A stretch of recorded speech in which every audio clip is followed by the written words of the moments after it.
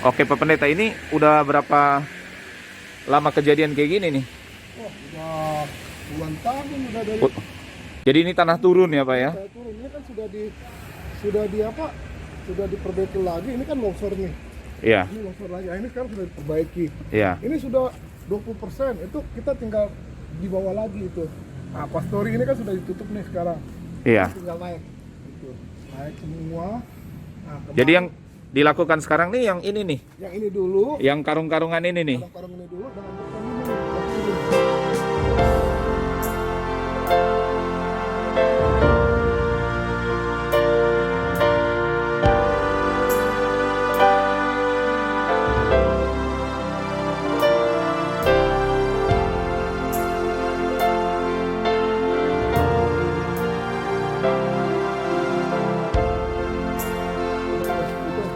Konsistor yang udah mau rubuh. Oh itu konsistori dulu ya, Nah, itu yang udah mau. jatuh. Itu. Oh, waduh. Ini. Itu mau rubuh itu turun lah. Dan ini karena tanah turun ya Pak Pendeta ya? Salah turun ini. Yang tadinya sudah dibikin ini terus langsung ini kan turun nih. Iya. Ini baru diperbaiki lagi. Ini turun ya, Kita sampai butuh robek nih. 140 truk. 140 truk Ah, yang sudah sekarang nih, atau butuhnya masih 140 lagi? 140 lagi. Nah, 120 truk itu 15 juta dengan pekerjaan. Nah, ini sudah 60 juta lebih. 60 juta lebih. Ini kira-kira dari 100% pekerjaan sudah berapa persen cover Pak Pendeta? 20% 20%, baru 20% ya? baru bawah ini belum truk. Rencananya mau ditutup semua begitu? Setinggi? Sampai tinggi lagi batas ini nanti. Oh, jadi sebatas ini? Oh, sebatas ini? Ini, Oke. ini, ini kan, oh ini kan longsor tuh. Nah, itu. Iya, iya, iya. Turun tuh udah ke dalam sampai sini. Tuh. Nah, ini nanti sampai sini semua itu lihat berturun ya. Ini sudah dimasukin lagi nih. Tuh. Sampai tergantung gitu. Oh itu aja hancur tuh lihat. Pohon tumbang. Iya, pohon sampai tumbang ya. Itu beton. Tuh. Beton ketarik itu, hancur beton. Semua hancur. Tarik. Itu ketarik. Iya. Ya, itu ketarik kan. Iya. Nah, itu ini terbelah. Nih. Ya, turun. Oh, ini kebelah nih. Iya. Nah, ini terbelah. Terus sampai sini terbelah. Oh. Ini lagi nih. Beton.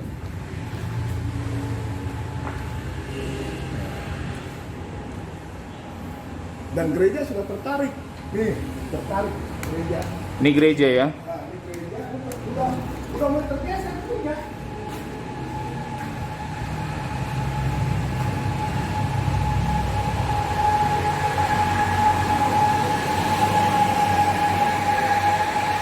Rongga-rongganya udah ada tuh. Rongga-rongga ini tuh tergeser retak. Oh iya, iya, iya. Kan? Ini nih. Sudah mulai ketarik. Ini tertarik udah longgar. Iya, iya. Longgar. Ini celah. Gelap udah longgar. Tadi tempel.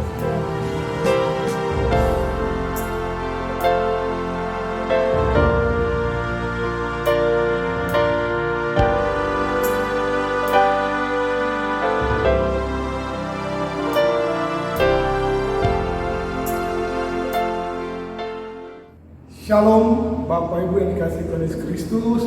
Selamat malam. Saya Pendeta Asa Kristo Mahodim yang ditempatkan oleh Majelis Sinode di GPIB Jemaat Nehemia Cibogor. Kalau Bapak Ibu sedang berjalan-jalan ke puncak, mampirlah ke tempat kami beribadah. Ibadah kami dari pukul 6 dan pukul 9. Kenapa harus pukul 6 dan 9? Karena lewat dari pukul itu, maka jalan raya akan tutup. Jemaat kami hanya 116 kakak. Tapi puji Tuhan, semuanya aktif dalam melayani Tuhan dan bergereja. Gereja ini sudah dibuka sejak bulan Juli tahun lalu. Tapi karena ada PPKM darurat 1 bulan sesuai dengan instruksi Bapak Presiden, maka 1 bulan kami tutup dan kami bergereja di rumah-rumah melalui liturgi atau tata ibadah hari Minggu yang kami kirimkan ke jemaat. Setelah tanggal 1 Agustus dan sampai sekarang gereja sudah dibuka dan sudah mulai beribadah seperti biasa. Ibadah pelkat, ibadah rumah tangga, dan ibadah syukur itu harus berada di dalam gereja. Tapi semuanya tidak terlepas dari protokol kesehatan. Nah, Bapak Ibu yang dikasih Tuhan Yesus Kristus, malam ini kita akan membaca firman Tuhan. Sebelum kita membaca sabda Tuhan, mari kita satu hati di dalam doa. Bapa di dalam Tuhan Yesus Kristus, Bapa yang selalu menuntun dan menyertai kami sepanjang kehidupan kami. Kami mengucap syukur atas semua kasih dan anugerah dalam kehidupan kami. Ya Allah, Bapa dalam Yesus, saat ini kami akan membaca sabda-Mu.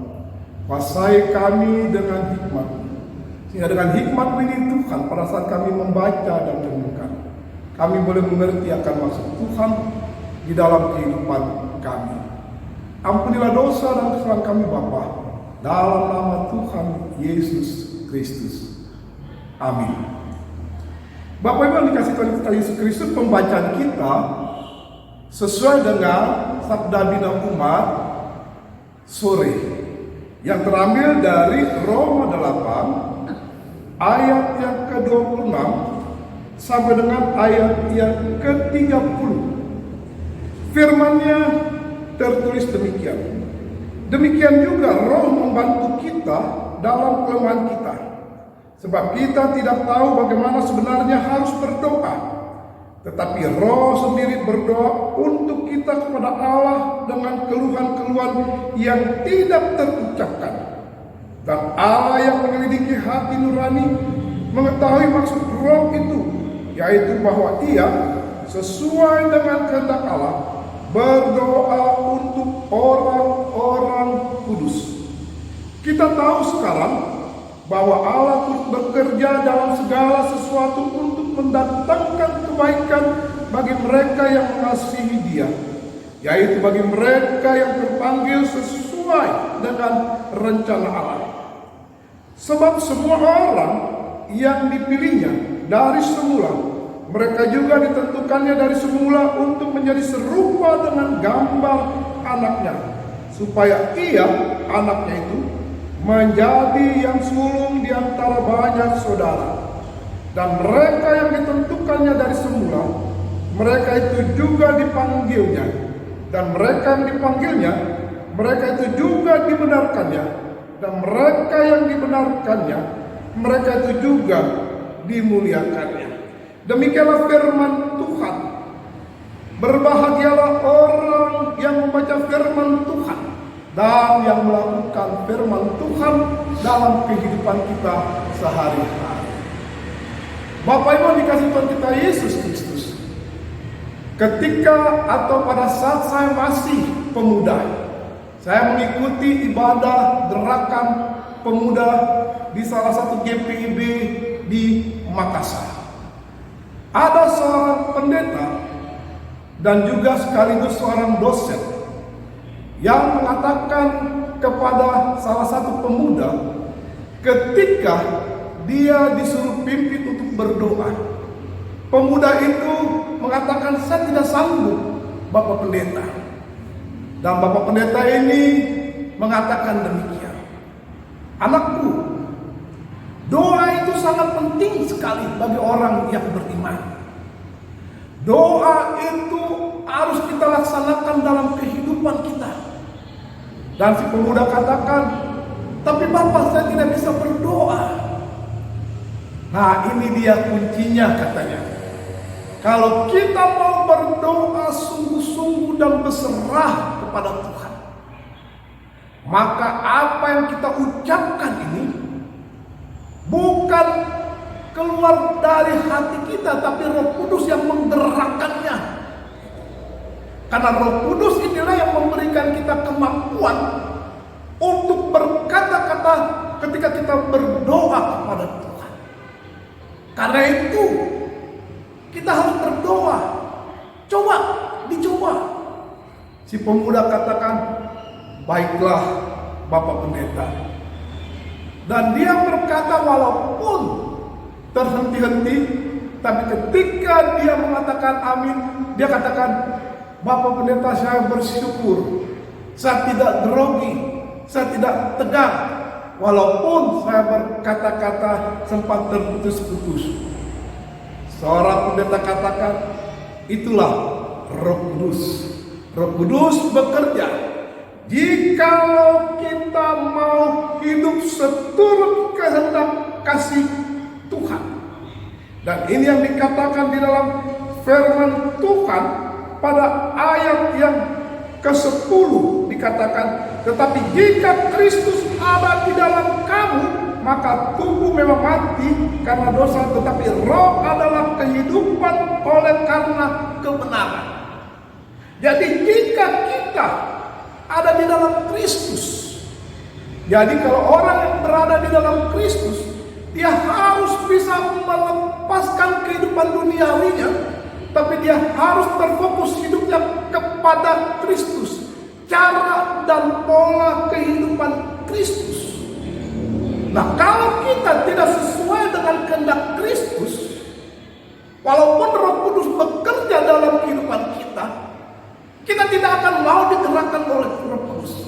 Kita akan mengambil inisiatif sendiri, sehingga kita akan jatuh karena keinginan daging kita masih berada di dalam kehidupan kita. Kita kembali lagi sebelum pasal yang berikutnya atau ayat yang berikutnya sebelumnya, dari ayat yang ke-7 sangat jelas sekali kalau Bapak Ibu membacanya di Sabda Bina Umat. Sebab keinginan daging adalah perseteruan terhadap Allah, karena ia tidak takluk kepada hukum Allah. Hal ini memang tidak dimungkinkan bagi kita. Jadi keinginan daging, hawa nafsu itu berlawanan dengan keinginan roh. Keinginan roh adalah hidup, keinginan daging adalah mati. Itu artinya bahwa ketika hidup di dalam roh, walaupun pergumulan apapun dalam kehidupan kita, apalagi Bapak Ibu yang dikasih Tuhan kita Yesus Kristus, masa COVID pandemi 19 ini yang begitu mempengaruhi kehidupan dunia ini, yang membuat banyak sekali pengusaha-pengusaha berjatuhan. Bahkan ada mungkin salah satu di dalam jemaat kita yang mungkin sudah tidak lagi bekerja, tapi ketika dia hidup di dalam roh, dia akan mempunyai semangat iman berjuang. Karena apa? Karena roh membantu, karena roh menolong kita, memberikan kekuatan semangat dan daya pikir yang hebat di dalam kehidupan kita. Dan itu juga memang Yesus tahu bahwa manusia itu sangat lemah. Karena itu Bapak Ibu yang dikasih Yesus Kristus, sebelum Yesus menderita, sebelum Yesus mati, sebelum Yesus terangkat ke surga, di dalam Injil Yohanes 14 ayat 16 sangat nyata sekali.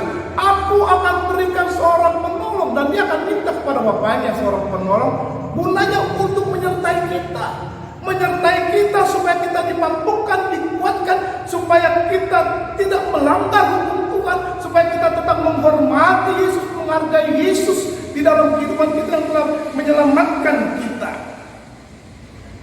Dan kita bisa melakukan yang terbaik. Kita harus seperti Rasul Paulus. Rasul Paulus sebelum dia bertobat, dia hidupnya gelisah karena dia marah melihat Yesus. Karena itu dia sebagai provokator, ketika dia berjumpa dengan Yesus di Damsyik, di situ ada pertobatan total.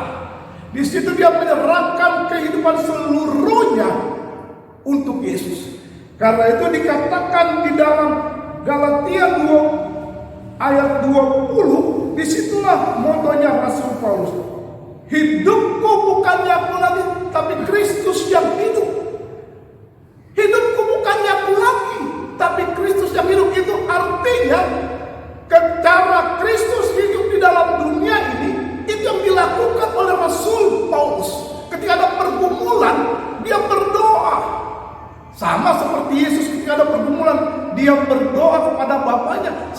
Ketika dia mau melangkah berjalan dalam melaksanakan tugas dan panggilannya, pagi-pagi benar dia berdoa. Dia minta tuntunan kuasa Roh Kudus. Dan Roh Kudus ini ketika mau bekerja, apa yang kita ucapkan, kita juga harus hidup di bawah pimpinan kuasa Roh Kudus. Orang yang dipimpin di dalam kuasa Roh Kudus adalah orang yang selalu hidup berbahagia walaupun banyak pergumulan. Dan kita akan merasakan kuasa Roh Kudus di dalam kehidupan kita. Kita akan merasakan karya Allah yang bekerja, yang nyata, sehingga kita bisa mengatakan, kenapa saya kok bisa mampu dalam keadaan situasi demikian, saya bisa sehat. Itu karena Roh Kudus. Dan dikatakan di dalam firman Tuhan ayat yang ke-28 ini, kita tahu sekarang bahwa Allah turut bekerja dalam segala sesuatu untuk mendatangkan kebaikan bagi mereka yang mengasihi Dia. Allah turut bekerja untuk kebaikan yang mengasihi Dia, yang mengasihi Kristus. Jadi orang yang mengasihi Kristus tidak akan pernah ditinggalkan Tuhan. Orang yang mengasihi Kristus, Allah tetap bersama-sama dengan kita. Sama dengan Mazmur 37 ayat 23 sampai 24. Dikatakan, Tuhan menetapkan langkah-langkah orang yang hidupnya berkenan kepadanya. Apabila ia jatuh tak sampai terletak. Tuhan menetapkan langkah-langkah hidup orang yang percaya, yang berkenan kepadanya. Dia jatuh, tapi tidak sampai tergeletak, Bapak Ibu. Coba kita bayangkan, sudah jatuh sampai tergeletak. Artinya dia jatuh dan dia akan semangat, mempunyai kekuatan kembali, mempunyai kehidupan yang bangkit untuk meneruskan kehidupan. Itu bisa terjadi kalau Roh Kudus bekerja dalam kehidupan kita. Roh Kudus sudah ada dalam diri kita. Apakah kita mau membuka hati kita untuk Roh Kudus bekerja? Orang mempunyai Roh Kudus yang bekerja, membuka hati untuk Roh Kudus bekerja, adalah orang yang selalu menaruh pengharapan kepada Kristus, yang selalu hidup untuk Kristus di dalam sepanjang pergumulan kehidupan kita. Disitulah Allah berkarya dalam hidup kita. Disitulah Allah menyertai kita, dan Allah akan selalu memberkati kita. Terpujilah nama Kristus. Amin. Bapak Ibu dikasih Yesus, mari kita berdoa dan sekaligus kita terima berkat. Bapa di dalam Yesus Kristus, pergumulan yang begitu berat di dalam dunia ini Tuhan, seringkali membuat kami stres, seringkali membuat kami bertengkar dalam kehidupan rumah tangga kami, seringkali kami melakukan hal yang tidak-tidak. Kami jauh dari firman Tuhan, karena jiwa kami tertekan. Bapa di surga, firman Tuhan hari ini bahwa Tuhan selalu berkarya kepada orang-orang yang mengasihi Yesus. Ajarilah kami Tuhan untuk mengenal Kristus, mengasihi Kristus, melayani Kristus sepanjang perjalanan tugas dan panggilan kami. Dan biarlah kami mau dituntun dan dikuasai Roh Kudus, sehingga di dalam pergumulan apapun yang kami dapati, kami bisa lalui dengan hati yang gembira, dengan pikiran yang jernih, sehingga kami tidak melakukan dosa, Kami tidak bertentangan dengan Tuhan, tapi kami memuliakan nama Tuhan di sepanjang perjalanan kehidupan kami. Tuhan memberkati seluruh umat Tuhan. Bapa di sorga, biarlah kasih karunia menuntun menyertai kami. Kami juga berdoa Tuhan untuk rencana persidangan sinode ke-21. Tuhan senantiasa memberkati. Tuhan berkati seluruh panitia yang ada di Surabaya untuk mempersiapkan persidangan ini Tuhan. Bapa di sorga, terima kasih. Kami berdoa untuk seluruh para hamba-hamba Tuhan di dalam gereja Protestan di Indonesia bagian Barat. Tuhan senantiasa memberkati, hikmat menyertai mereka semua, agar mereka boleh mempunyai semangat iman melayani jemaat Tuhan dimanapun Tuhan pakai, Tuhan tempatkan. Terima kasih Tuhan Yesus Kristus. Berkat Tuhan kiranya bersama-sama dengan kami. Kasih karunia dan damai sejahtera dari Allah Bapa kita dan dari Tuhan Yesus Kristus di bawah tuntunan Roh-Nya yang kudus menyertai kita saat ini sampai selama-lamanya. Amin. Selamat malam.